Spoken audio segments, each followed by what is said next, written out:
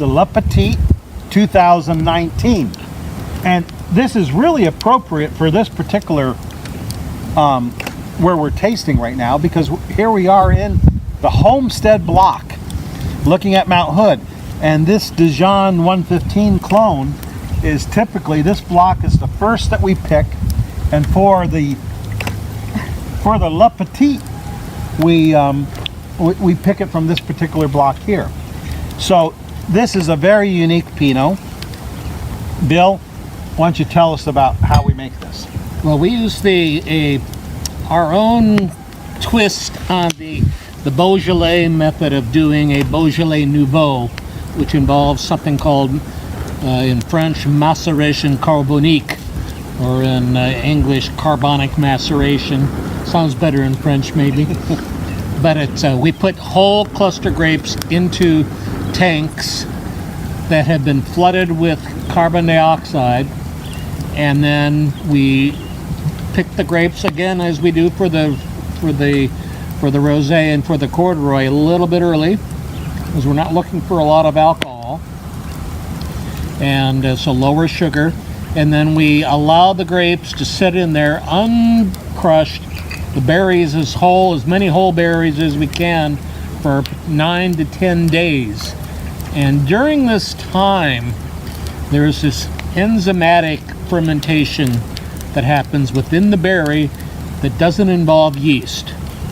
And then the closest thing I can relate this to, maybe what other people have noticed in their lives, is if you've ever bought a really ripe pineapple and you haven't opened it or anything, but all of a sudden it's starting to smell like it's turning into beer or something. That's because it's doing a enzymatic fermentation inside the fruit, not involving yeast. So that's what we're looking for to happen inside the berries, and it only ferments to about 4 or 5% alcohol, and then that's all it will do. So following that period of time, then the grapes we stomp the grapes down and crush as many of the berries as we can.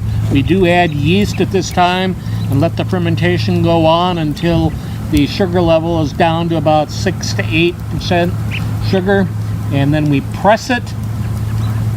No time in barrels, only in tanks, and so voila. This wine never touched the barrel, was completely stainless. Correct. And now, when I taste it, I get that classic carbonic.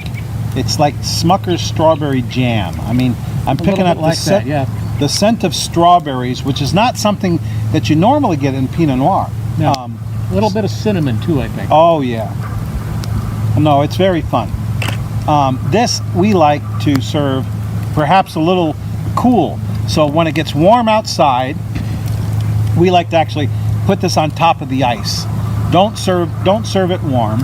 And it's meant to be served young and fresh, and you know, I'm hoping that everything we have is gone and in people's hands, and they've had it all summer long.